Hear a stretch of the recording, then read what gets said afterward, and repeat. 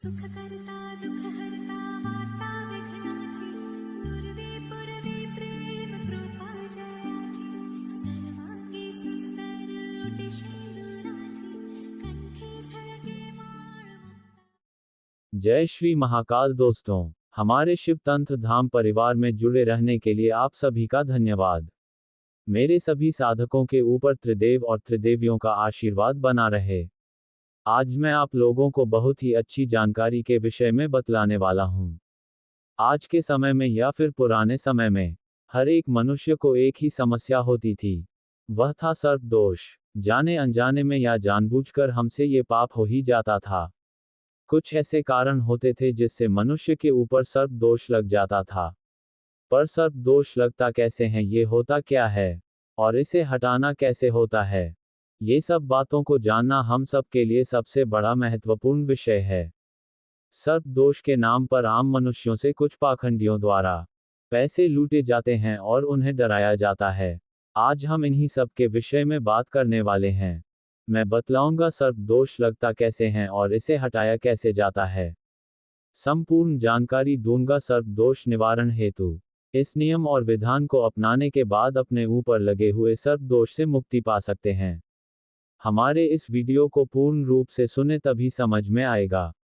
अगर आप लोग हमारे चैनल पर पहली बार आए हैं तो इस चैनल को सब्सक्राइब करें और बेल आइकन का बटन दबाकर रखें। अगर मेरी दी हुई गुप्त जानकारी और साधना एवं क्रिया अच्छी लगती है तो आप सभी हमारे शिव तंत्र धाम परिवार से जुड़े। यहाँ पर मैं आप सभी को तंत्र, मंत्र, यंत्र, साधनाएं और क्रियाएं और कुछ गुप्त जानकारी आप सभी के लिए लाता रहता हूं। तो फिर चलिए बात करते हैं सर्प दोष के विषय में। सबसे पहले हम सर्प के इतिहास के विषय में जानते हैं, तभी समझ में आएगा इनका स्थान क्या है। सर्प एक साधारण योनि नहीं होती है, हमारी तरह पंचतत्व से बने हुए होते हैं।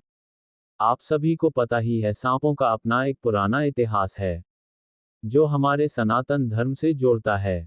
हमारे सनातन धर्म के अनुसार सर्प का एक महत्वपूर्ण स्थान होता है। सर्प आज से नहीं, पृथ्वी के शुरुआती दिनों से ही यहाँ स्थापित है। आप सभी को पता है, समुद्र मंथन के दौरान सांपों का महत्वपूर्ण योगदान था। चाहे वह समुद्र मंथन के दौरान हो या फिर महादेव जी के साथ विष को धारण करने का हो। समुद्र मंथन के दौरान समुद्र तल से जब विष बाहर निकला, उस वक्त महादेव जी ने पृथ्वी के जीव जंतु और मनुष्य को बचाने हेतु विष को पिए और उनके साथ सर्पों ने भी विष को पीकर अपना योगदान दिया।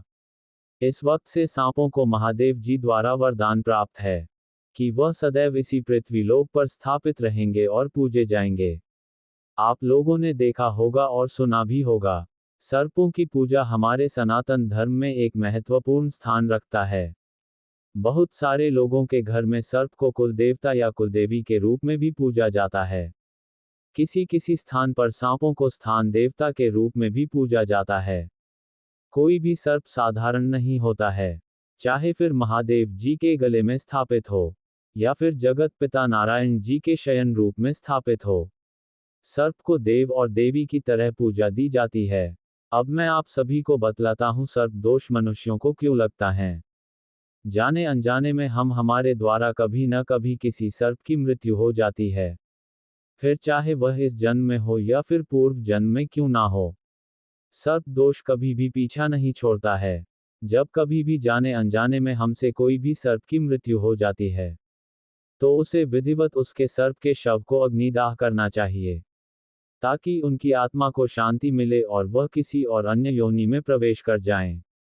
ऐसा करने से हमारे ऊपर कभी भी सर्प दोष नहीं लगता है और सर्प की आत्मा को शांति मिलती है और वह हम पर क्रोधित भी नहीं होते हैं। आपने देखा होगा या फिर सुना भी होगा, सर्प अपना बदला अवश्य ही लेते हैं। सिर्फ करने के बाद भी हमारा पीछा नहीं छोड़ते हैं। मनुष्यों की भांति ही सर्प के शव को अग्निदाह करना चाहिए, तभी उनकी आत्मा को शांति मिलती है और हमारी सुरक्षा होती है। सर्प को मारने के बाद हम भूल जाते हैं, पर ऐसा नहीं करना चाहिए। मृत्यु के बाद उनकी आत्मा सर्प योनि में ही रहती है और अपना बदला लेने के लिए इंतजार करती है। आप लोगों ने सुना ही होगा कि सर्प के काटने से कितने मनुष्यों की मौत हो जाती है, पर सच्चाई तो यह है, सर्प कभी भी जानबूझकर मनुष्य पर हमला नहीं करते हैं, इसलिए सर्प को कभी भी मारे नहीं और उन्हें नुकसान ना पहुंचाएं।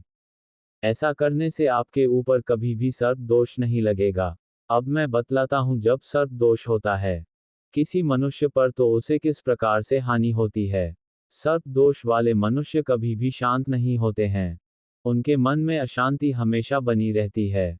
सर्प दोष वाले मनुष्य कभी भी संतुष्ट नहीं हो सकते हैं, उनके जीवन में हमेशा कमी ही रहती है। जिस पर सर्प दोष होता है वह मनुष्य कभी भी सफलता को प्राप्त नहीं करता है, चाहे वह धन से हो या फिर मान सम्मान से क्यों ना हो। सर्प दोष वाले मनुष्य की बुद्धि विवेक धीरे धीरे छिड़ हो जाती है और वह मनुष्य धीरे धीरे पागल ही हो जाता है। घर परिवार में हमेशा मनमुटाव बना रहता है, आपसी संबंध कभी भी अच्छे नहीं होते हैं, फिर चाहे वह अपनी पत्नी के साथ हो या फिर अपने संतानों के साथ हो। सर्प दोष इतना ताकतवर होता है, ये हमारी कुंडली पर भी प्रभाव डालता है। ये दोष हमारे कुंडली पर भी स्थापित हो जाता है। आपने ये भी सुना होगा कि किसी के कुंडली में सर्प दोष है। ये दोष हमारे ही गलतियों के कारण हमारे कुंडली पर स्थापित हो जाता है। किसी मनुष्य के घर पर या उसके साथ यह सब घटना घट रही है, तो फिर समझ जाए कि उसके ऊपर सर्प दोष लगा हुआ है। सर्प दोष कोई साधारण नहीं होता है, ये हमारे किसी भी जन्म तक पीछा नहीं छोड़ता है। हम चाहे फिर जितनी बार जन्म क्यों ना ले ले, ये दोष पीछा नहीं छोड़ता है। जब तक हम इसका निवारण या समाधान नहीं करते हैं, तब तक वह दोष हमारा पीछा नहीं छोड़ता है। ये सब लक्षण सर्प दोष के होते हैं। अब आप लोग समझ ही चुके होंगे कि सर्प दोष होता क्या है और लगता कैसे हैं। अब मैं बतलाता हूं इसका निवारण कैसे होता है। आज के समय में बहुत सारे ऐसे पाखंडी होते हैं जो सर्प दोष के नाम पर लोगों को ठगते हैं और हजारों लाखों रुपए उनके डूबा देते हैं। सर्प दोष निवारण हेतु मैं आप लोगों को बहुत ही अच्छा और सरल उपाय बतलाऊंगा। यह उपाय आप लोग स्वयं अपने हाथों से कर सकते हो, इसमें किसी भी पंडित की आवश्यकता नहीं होती है।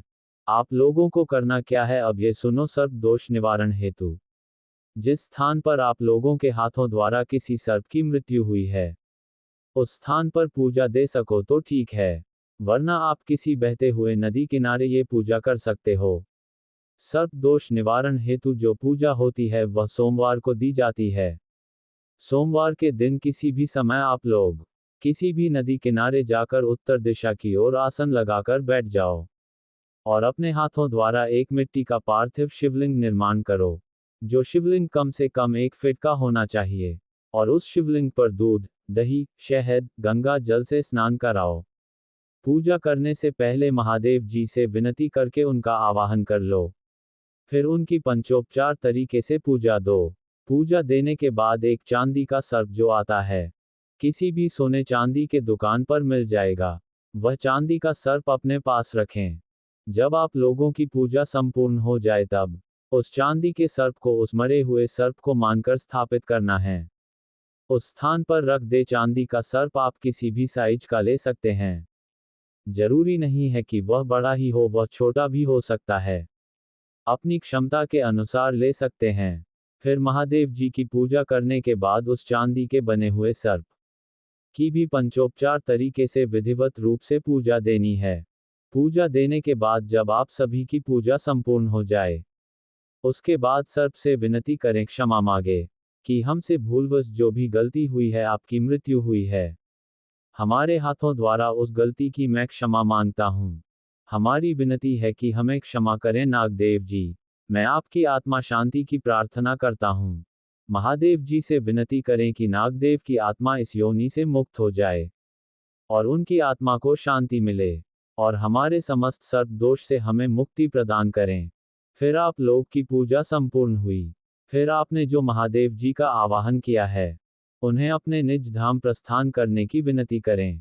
इतना सब हो जाने के बाद आप लोग उसे पार्थिव शिवलिंग को और उस चांदी के बने हुए सर्प को बहते हुए जल में विसर्जन कर देना है। फिर आप लोगों की पूजा संपन्न हुई और सर्प दोष से आप लोगों को मुक्ति मिल जाएगी। गलती तो हर इंसान करता ही है, पर उस गलती का पछतावा करने से कोई फायदा नहीं होता है। हर मनुष्य को अपनी गलती का पश्चाताप करना चाहिए। हर इंसान को अपनी गलती और अपने भूल का पश्चाताप करना ही चाहिए। इससे हमारी आत्मा को शांति मिलती है और हमारे मन का जो बोझ होता है वह हल्का होता है। और वो कहते हैं ना, पश्चाताप ही क्षमादान का मार्ग होता है। इस नियम को अपनाने के बाद आप सभी के ऊपर सर्पदोष से मुक्ति अवश्य ही प्राप्त होगी। ये था सर्पदोष के विषय में। सर्पदोष होता क्या है और लगता कैसे हैं, और इसका निवारण कैसे करना चाहिए। मैंने अपनी तरफ से संपूर्ण जानकारी देने की कोशिश की है। आशा करता हूँ ये जानकारी आप सभी को अच्छी लगी होगी। तो फिर इस वीडियो को एक लाइक करें और कमेंट करके बताएं ये जानकारी आप लोगों को कैसी लगी। एक बार क्रिया एवं साधना करके देखें, तभी समझ में आएगा। क्रिया और साधना कभी खाली नहीं जाती है, कुछ ना कुछ अवश्य ही प्राप्त होता है। अभी तक आप सभी हमारे शिव तंत्र धाम परिवार के साथ जुड़ चुके होंगे, और जो लोग अभी तक हमारे परिवार से नहीं जुड़े हैं, वह इस चैनल को सब्सक्राइब करके हमारे अपने परिवार के साथ जुड़े। सब्सक्राइब के लिए आप सभी का धन्यवाद। आप सभी लोगों के लिए इसी प्रकार की जानकारी और साधना लेकर आता रहूंगा। फिर मिलते हैं कुछ और रहस्यमयी जानकारी और साधना के साथ। तब तक के लिए मेरे सभी साधक और साधिकाओं को जय श्री महाकाल।